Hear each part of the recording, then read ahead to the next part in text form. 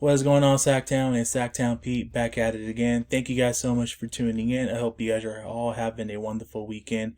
The Sacramento Kings had their season finale tonight against the Utah Jazz, and they lost their last game of the season. The final score tonight from the Golden One, 121-99. The Jazz went on to beat up the Kings.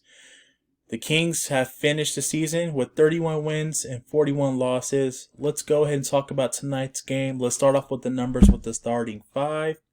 Damian Jones in 36 minutes, he had 19 points, 5 boards, 1 assist. Chimezie Metu in 32 minutes, he had 8 points, 8 boards, 0 assists.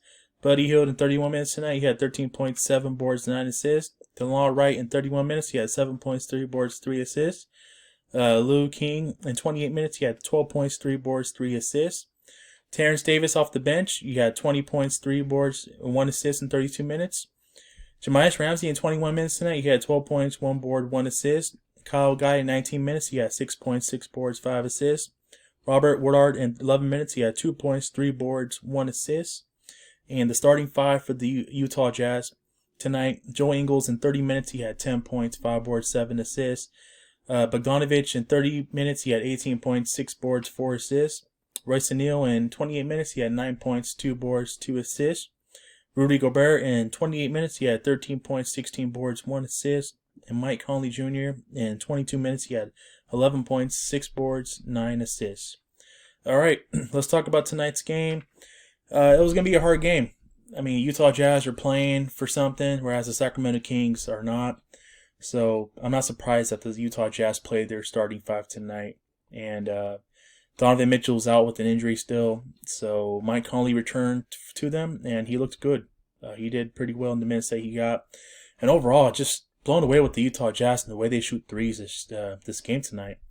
I know I've heard that this is the style of play that they've been doing all season long, is just jacking up three-pointers. But man, they made a lot of three-pointers tonight. They made 18 tonight compared to what the Sacramento Kings did tonight, which was they made 9 three-pointers from beyond the arc.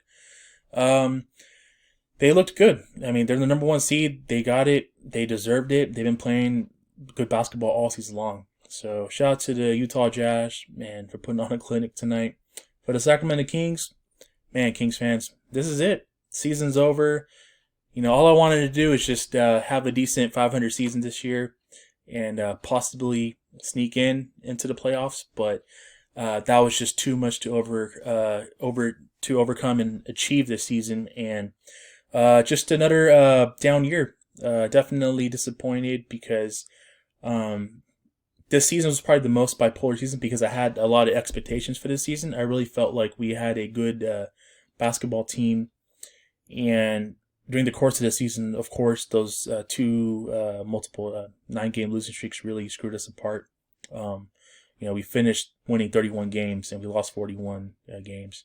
So that rounds up the 72-game season that we had this season. And I feel like, I'm sitting there telling myself the other day, we won 31 games. What coulda, shoulda, woulda? What if we didn't go on those 2 9-game losing streaks? And where our record would be despite those 2 9-game losing streaks. Because you guys got to think, those 2 9-game losing streaks that we went on, that's 18 games right there. I mean, if we didn't go on that, I think our record would have been a lot better than what it is right now and what it's finished to be. But yeah, man, I just want to see this team win. 15 years, we officially have tied the longest active playout drought with the Los Angeles Clippers at 15 years. Praying to God, hoping that next season will be different. Every drought comes to an end, and I think it's been long overdue that the Sacramento Kings will break their drought next season. That leads me to talking about Monty McNair. He's done good things over his first season as a Sacramento Kings GM. He drafted Tyrese Halliburton. He made some moves at the deadline. He got us a bench now. He's got that can facilitate, score, and play defense. And those 3 guys that we acquired with Mo Harkless, Terrence Davis, and DeLon Wright. And moving forward, he's going to have some decisions to make on how he will continue to, be the architecture of this organization as a general manager and continue to build this team.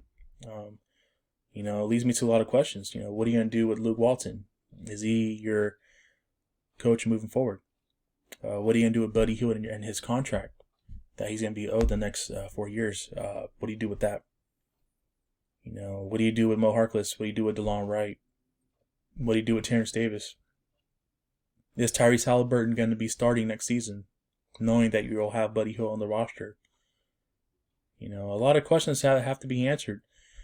I think I have all faith in Monty McNair. I really don't want to judge him off his first season, but I think he's done a fantastic job, considering the fact that he's added depth to his team at the deadline, and considering the fact that he drafted Tyrese Halliburton at 12 in last year's draft. Yeah, he's going to make some mistakes. I mean, everybody's a human being. If you look back after the draft, maybe that Bogdan Bogdanovic not re-signing him, or possibly signing and trading him, maybe that was a mistake by Monty McNair. And Bogdan Bogdanovic is going to his first playoff trip this season in his career. So I'm happy for Bogdanovic. Congratulations to him. We'll be definitely looking forward to seeing him in the playoffs kill it with Trae Young. But I think that's the only negativity from my perspective. If I had to give him a rating that he just didn't do really well at, is not bringing him back or finding a suitor, maybe possibly doing a sign and trade and possibly getting something back in return. So, other than that, I think he did a fantastic job. I mean, I really did. If you ask me, I think he did a fantastic job. The work doesn't stop. It's officially the offseason now, and he's gonna have to make some decisions. Some fans may not like the decisions that he makes. Some fans may like what he does. So it's all controversial, but it's his job, man. It's his job to get this right. We'll see what happens with the draft pick. I'll be open to trading it depending on where the pick is, where we land. Package it. Put a star next to De'Aaron Fox and Tyrese Halliburton. It's very possible to do that. Or if you get a good enough pick, you take a star in the draft, or a potential star in the draft. I mean, you got Tyrese Halliburton at 12. And supposedly this draft is deeper. So we'll see what happens. Really looking forward to Monty McNair's offseason and what he does. And, people keep asking about the Luke Walton situation and where if he'll be back or not. I'm going to say this. I'll say this in my last video. I'll say this right now, like I said in my last video. If Monty McNair has somebody in the queue that he knows that he can bring in and take the team to the next level, he will do that. He will dismiss Luke Walton. If he doesn't dismiss Luke Walton, Monty McNair is making sure that Luke Walton can lead this team to the playoffs next season. So it's all on Monty McNair. He's the general manager of the Sacramento Kings. I think that at the end of the day, it's going to be his decision. And we will find out pretty soon if Luke Walton will be the coach moving forward, I think. And as far as the draft goes, I do have some draft prospects I really want to talk about, but I want to first find out and see where are we going to be picking at first, because it's always important to know where you're going to pick in the draft and scout players, talk about players that might be in the range that where you're picking, where you can potentially pick. So we'll get into all that fun stuff moving forward. I just want to thank you guys so much for tuning in every single post-game video of this season. The season went by fast. It was a bipolar season. Out of all the years, this probably was the most disappointing season, in my opinion, for me, just because I had expectations for this team to play 500 basketball and finish around with the 500 record, with a good record, and possibly get into the playoffs. But they failed to do that, and I'm disappointed.